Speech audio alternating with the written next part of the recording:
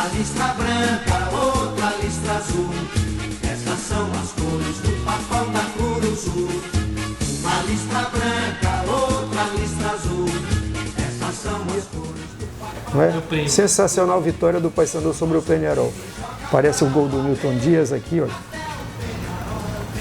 Pra aparecer, um Paysandu topa qualquer parada. Na história.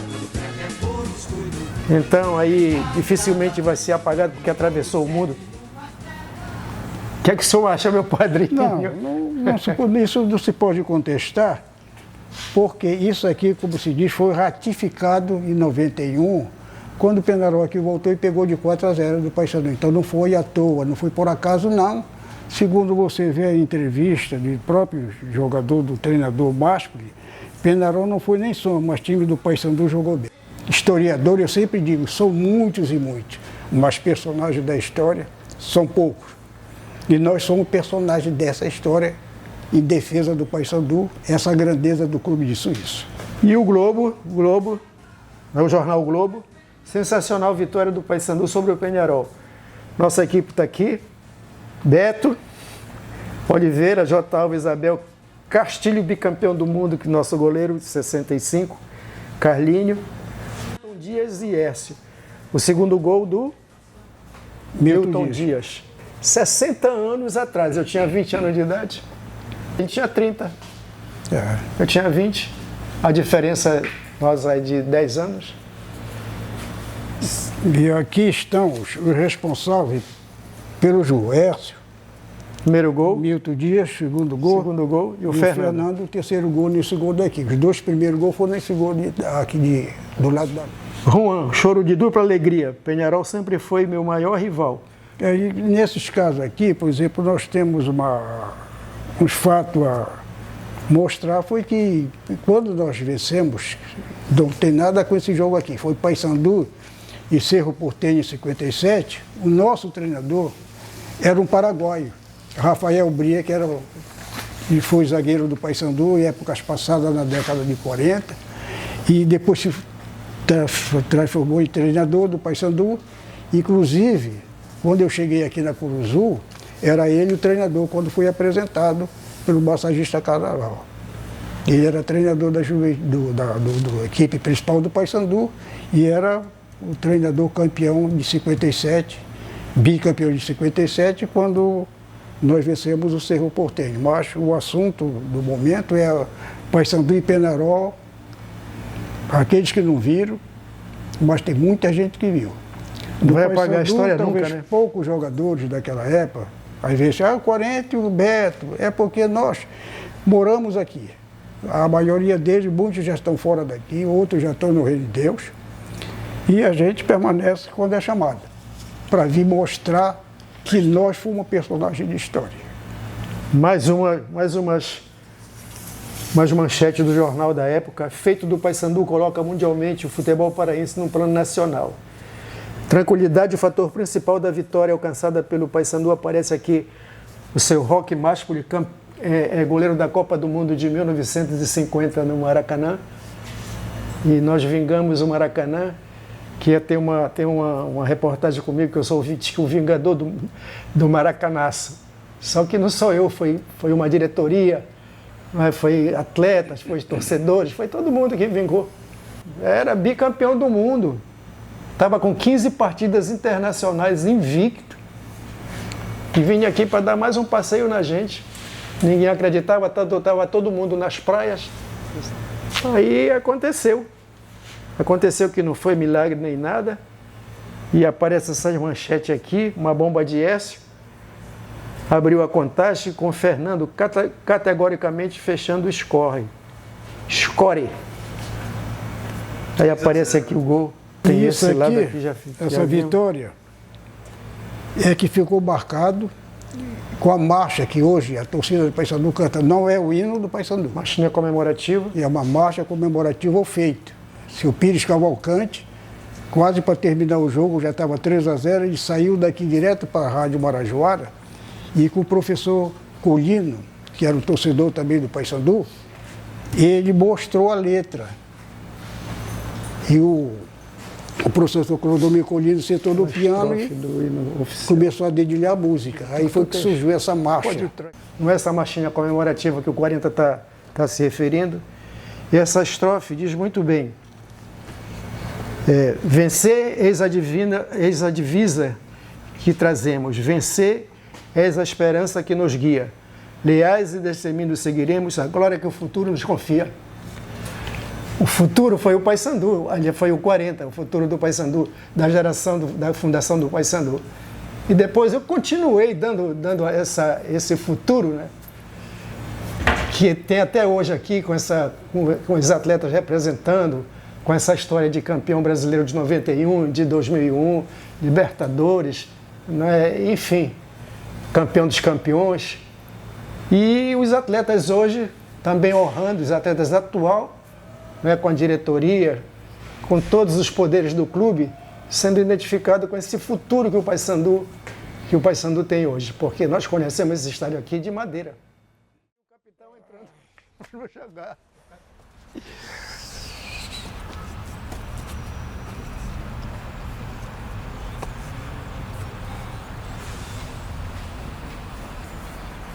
Tá, beleza.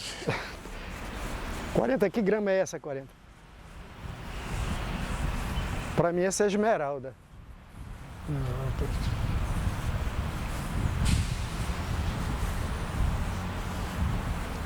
A formação dos plantéis, quando se entrou em campo, era daí, de frente para a arquibancada de lá, das cadeiras. As duas equipes formadas aqui da linha de meio que vai para lá. E no andamento do jogo, o primeiro gol nosso surgiu daqui, do bico dessa pequena área. O Écio meteu com a parte externa do pé esquerdo, naquele ângulo direito do Mazurkiev. Daí começou o restante do feito alcançado, né? Depois o Milton Dias foi aqui, da meia-lua para lá. E o do Fernando foi aqui, já nesse gol aqui embaixo, próximo entre a pequena área e a grande área. Daí foi o terceiro gol que sacramentou definitivamente o feito, que até hoje é lembrado, entendeu?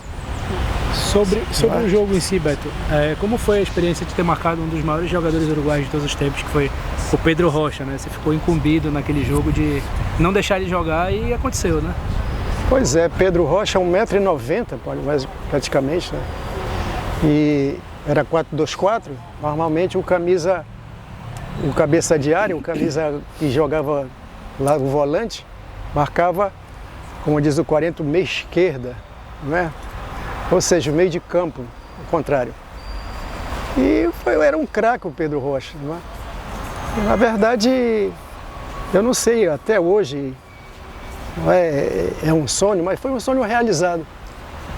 E com todo o respeito que eu tive também pela seleção, praticamente era uma seleção uruguaia, o Peñarol na época, né? E hoje atravessou mesmo o mundo, essa história. Acredito que tenha atravessado o mundo, até com a nossa marchinha comemorativa, né? Que não é o hino oficial do Paysandu, como tem várias marchas comemorativas. E não tem como apagar essa história nossa, porque os anos se passam, é como o 40 falou, né, 40? Os personagens passam e a história permanece. Nós não temos de deixar nossa história, eu respeito a história de todos os clubes, a história de todos os atletas, mas a nossa tem que se manter viva, a nossa tem que se manter sempre lembrado, não só pelos atletas, como também pelos nossos diretores, pelos nossos torcedores, né? E por toda a grande nação alviceleste. Na verdade, o Peñarol não era só a base da seleção uruguaia. Ele era, na verdade, na época, o maior clube da América do Sul, né? Ele ganhou em 60 e 61 as duas primeiras edições de Libertadores, foi o primeiro campeão. Em 63 e 64 fez a sua terceira final de Libertadores.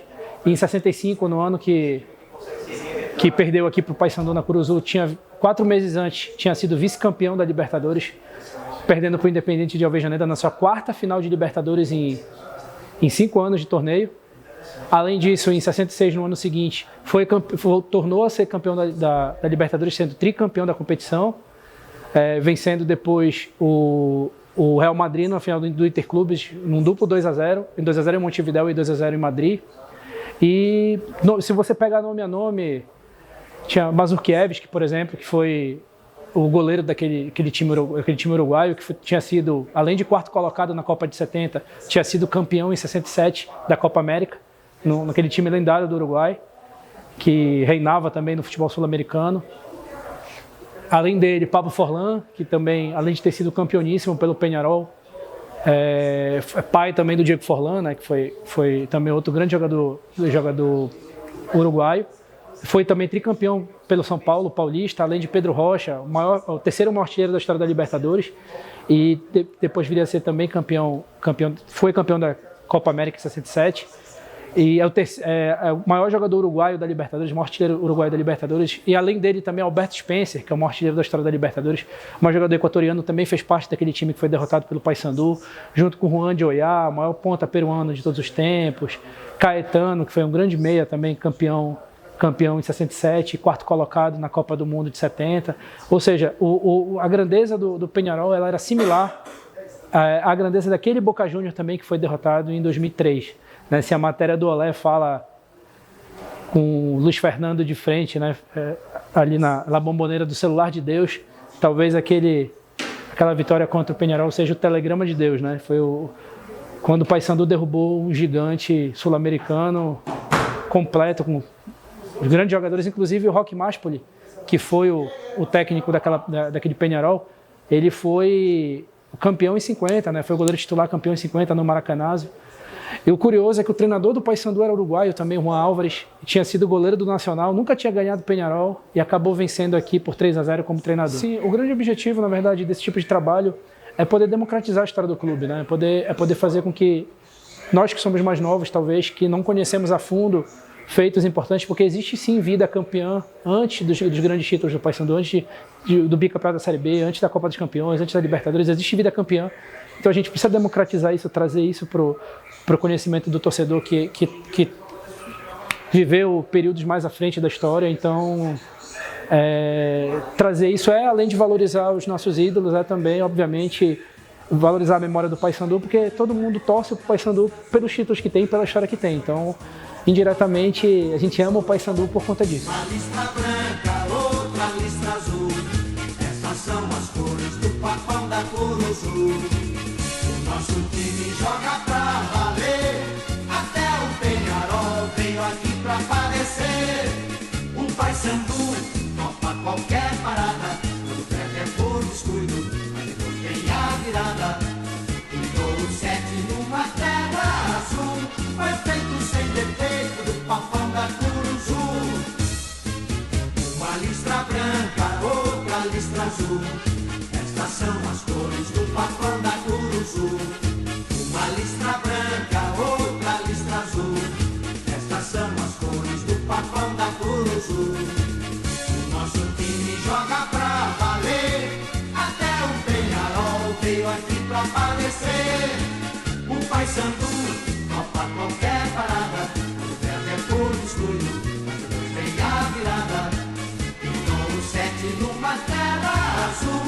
Foi feito sem defeito do papão